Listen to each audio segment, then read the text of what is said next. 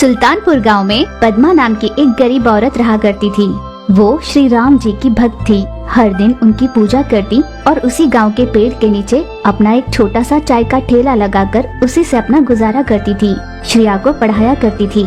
एक दिन पद्मा के सपने में हनुमान जी आए और उससे कहा, सुनो पद्मा, मेरे एक गरीब भक्त के बेटे को संभालने की जिम्मेदारी मैं तुम्हें सौंपता हूँ। तुम उसकी अच्छे से परवरिश करना। तुम्हें जब भी किसी चीज की जरूरत होगी मैं हमेशा तुम्हारे साथ रहूँगा। बस एक बार मारुति कहकर मुझे आवाज दे देना। ये कहकर हनुमान जी वहाँ से गायब हो गए। झटके से नींद से जागी पद्मा। पास में देखा तो खटिए पर उसकी बेटी श्रेया सोई थी और दीवार पर टंगी घड़ी में प्रातः के 4 बज रहे थे। अरे ये क्या, प्रातः के समय हनुमान जी मेरे सपने में आए, मुझे एक बेटा देने की बात की, उसकी जिम्मेदारी सौंपी। हे प्रभु राम, बस आप ही सहारा हो। पद्मा ने हाथ जोड़कर श्री राम जी को प्रणाम किया और वापस सो गई। समय बीता और सुबह हो गई। उसी गांव में मौर्या नाम का एक गरीब लड़का रहा करता था।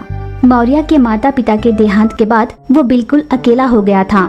आस पड़ोस वाले भी उस पर बिल्कुल ध्यान नहीं देते थे और ना ही कोई उससे बात किया करता था। एक दिन मौर्या को बहुत जोर की भूख लगी थी और घर पर खाने के लिए कुछ भी नहीं था। मौर्या घर से बाहर निकला। बहुत जोर की भूख लगी है, अगर मैं किसी से खाना देने के लिए कहूँगा तो वो ये नहीं कहेंगे कि अच्छा तुम्हें भूख लगी है, आओ बैठो मैं तुम्हें खाना देती हूँ। उल्टा अगर ये कहे कि हाथ पैर तो सलामत है ना, तुम कोई काम क्यों नहीं कर लेते, इस तरह भीख क्यों मांगते हो? ना बाबा, मैं किसी से कोई मदद नहीं मांगूंगा। बिना माँ बाबू जी के इस दुनिया में रहना बिल्कुल बेकार है। मैं भी माँ बाबू जी के पास चला जाता हूँ। ऐसा सोचकर मौर्या ट्रेन की पटरियों के पास जाने लगा। यूँ चलते जा रहे मौर्या के रास्ते में एक बंदर आया जिसकी टांग पर चोट लगी थी और वो बहुत दर्द में था। मौर्या तुरंत उसके पास गया और उसके पैर पर पट्टी बांधी। हम जानवरों के प्रति तुम्हारा प्यार देखकर मुझे बहुत खुशी हो रही है। बंदर भी कभी बोला करते हैं क्या? भला तुम कैसे बोल पा रहे हो? हम बंदरों से ही तो मनुष्य जाति निकली है ना। मुझे बहुत जरूरी काम से जाना है, आप अपना ध्यान रखना। ऐसा कौन सा काम है जिसे करने के लिए सारा गांव छोड़कर तुम्हें ट्रेन की पटरियों के पास जाना पड़ रहा है? आप आखिर हो कौन? आपको भला कैसे पता चला कि मैं ट्रेन की पटरियों के पास जा रहा हूँ? ये कहते ही बंदर हनुमान जी के रूप में आ गए। बेटा मौर्या, सृष्टि ने तुम्हारे माता पिता को तुमसे छीन लिया, इसलिए तुम जबरदस्ती उनके पास जाना चाहो, ये सोच सही नहीं है। यूँ से समझाकर हनुमान जी मौर्या को लिए चाय के ठेले पर रही पद्मा के पास ले गए। बेटा मौर्या, लो चाय पी लो। मुझे नहीं चाहिए। क्यों बेटा, मैं दे रही हूँ इसलिए नहीं ले रहे हो? अपनी माँ समझकर ही ले लो। और बेटा, तुम पहले की तरह स्कूल क्यों नहीं जा रहे? क्या तुम्हें पढ़ना अच्छा नहीं लगता? मुझे पढ़ना बहुत अच्छा लगता है, पर मुझे पढ़ाएगा कौन? जब माँ बाबू जी थे तब वो मुझे पढ़ाया करते थे, पर अब ऐसा नहीं होगा ना। बेटा मौर्या, मेरे घर के पास एक लड़का रहता है जो रात के समय बच्चों को पढ़ाता है। तुम्हें अपनी पढ़ाई जारी रखनी हो तो मेरे साथ चलो, मैं उससे बात करती हूँ। हाँ, पढ़ने का मन तो है और साथ में भूख भी लगती है। मुझे मेरी भूख मिटाने के लिए कोई काम तो करना होगा ना।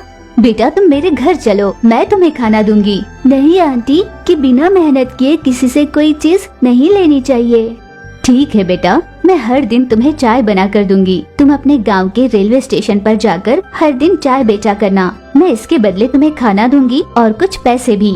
यहाँ से जाती हुई ट्रेन में चढ़ जाना, फिर अगले स्टेशन पर उतरकर इस तरफ आने वाली ट्रेन में वापस लौट आना। अगर तुम्हारा मन हो तभी ये काम करना। मैं जरूर करूँगा। उस दिन से मौर्या हर दिन रेलवे स्टेशन जाकर चाय बेचने लगा और रात के समय मन लगाकर खूब पढ़ाई किया करता। अब मौर्या बड़ा हो चुका था।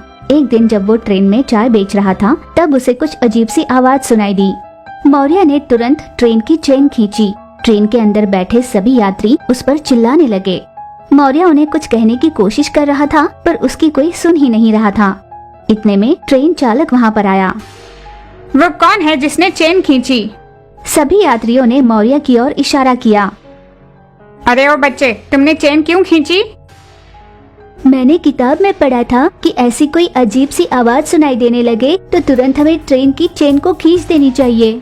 मुझे ठीक वैसे ही अजीब सी आवाज सुनाई दे रही थी जिससे ट्रेन को खतरा हो सकता था, इस पर ट्रेन चालक बोला, बेटा तुमने तो सच में बहुत बढ़िया काम किया है। सच्चाई पता चलने पर सभी यात्रियों ने मौर्य का बहुत आभार माना।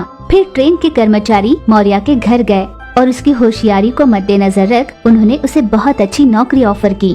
आप भले ही मुझे अच्छी नौकरी ना दे, पर इस गांव में एक स्कूल जरूर बनवा दीजिए। उच्च अधिकारियों से इसके बारे में बात कीजिए।